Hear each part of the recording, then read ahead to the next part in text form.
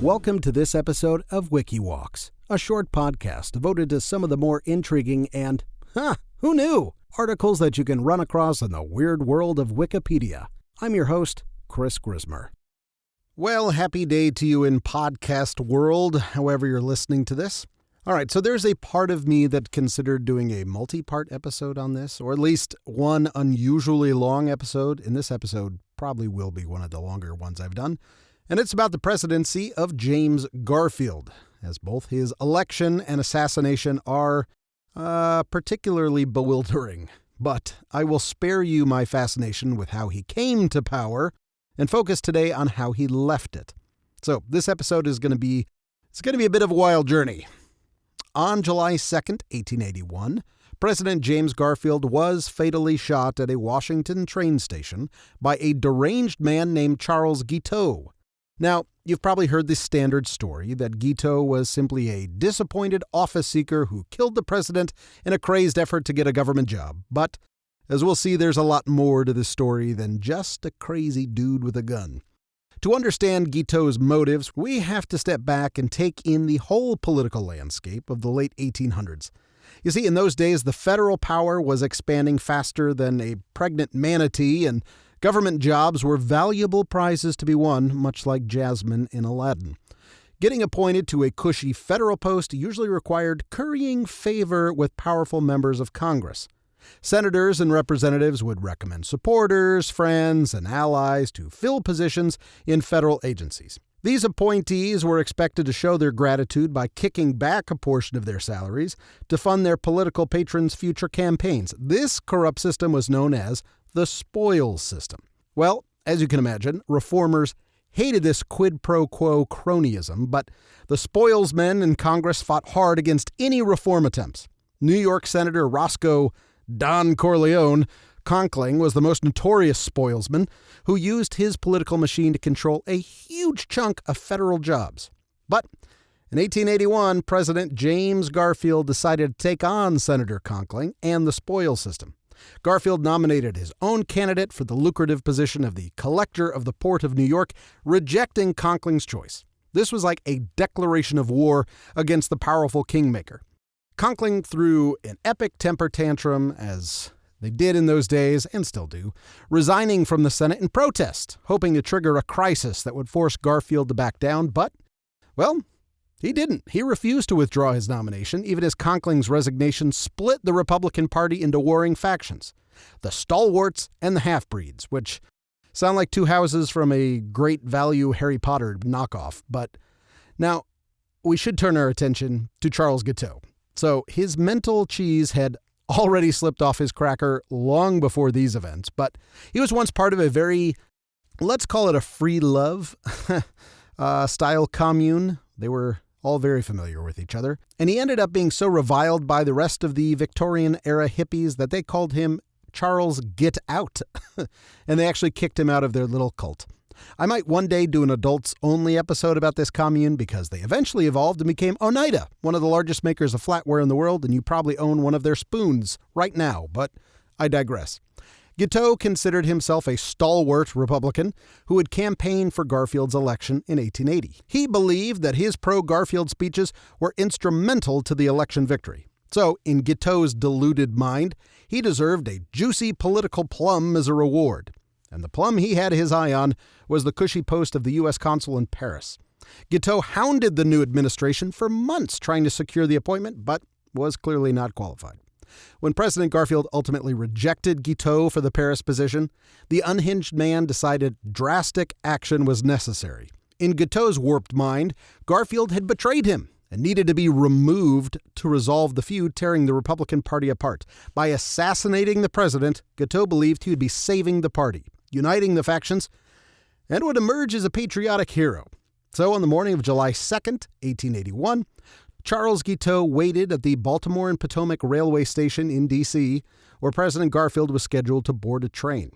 As Garfield walked through the waiting room with Secretary of State James Blaine, Guiteau stepped forward and shot the president twice at point-blank range. Garfield collapsed to the floor as pandemonium erupted. "I am a stalwart of the stalwarts," proclaimed Guiteau, who made no attempt to flee. "Arthur is president now." Chester A. Arthur. Guiteau put his pistol back in his pocket and turned to leave via a cab that he had waiting for him outside the station, but he collided with policeman Patrick Kearney, who was entering the station after hearing the gunfire. Kearney apprehended Guiteau and was so excited at having arrested the man who had shot the president that he neglected to take the gun from him until they arrived at the police station. Dum dum dum dum dum. Interestingly, one of the direct eyewitnesses to the Garfield shooting was Robert Todd Lincoln, who was then Secretary of War and the son of and witness to another assassinated president you might remember. Garfield was rushed to the White House, clinging to life as doctors desperately tried to save him over the next 80 days. Oddly enough, his doctor's name was actually Dr. William Bliss, like his actual birth name was Doctor. Not because he was a doctor, that was his actual name. Might be a red flag. Don't trust a doctor named Doctor. No device existed that could locate a bullet within a human body, and doctors couldn't remove a bullet without knowing where it was, obviously. So Alexander Graham Bell, yes, the recent inventor of the telephone, created a device to do just that, literally the first metal detector. Working urgently, he came up with an induction balance, which was a coiled device that could detect metal in the human body. He had tested it on Civil War soldiers with bullet fragments inside them, and he verified that the device worked as intended. For all its successful tests, it only failed twice. The 2 times Bell tried to find the bullet inside the president. He was baffled about why it failed until he learned that Dr. Bliss hadn't followed his instructions to remove the box spring to the president's bed, which contained metal coils that would interfere with the detector. Bell sought a 3rd attempt with the box spring finally removed, but Bliss made a public announcement about Bell's failure and declared the device ineffective and that Bell was a charlatan. Charles Guiteau, the man who shot Garfield, has gone down in history as Garfield's assassin, but given that Garfield survived for months before succumbing to his injuries, inadequate medical care was more the direct cause of the president's death. And also, I'm so sorry, but you should know this because I had to learn this. But one of Bliss's ideas was to pump nutrients directly into Garfield's intestines through his anus. Yes, Bliss believed his intestines were pierced by the bullet, so he administered beef bouillon, egg yolks, milk, whiskey, and drops of opium right up Main Street there. So, I suppose this is a rare case where Garfield would want to abstain from lasagna. But Bliss claimed this might aid Garfield's poor appetite and nourish him. But historians say it was essentially a form of torture. Food can only be digested in the stomach, so pumping beef extracts and opium into Garfield's rectum provided no actual sustenance. Never said that sentence before in my life. The painful feeding caused great discomfort, but did not improve the president's condition. He lost 100 pounds between July and September, so he essentially starved to death if the sepsis from unclean everything didn't kill him first.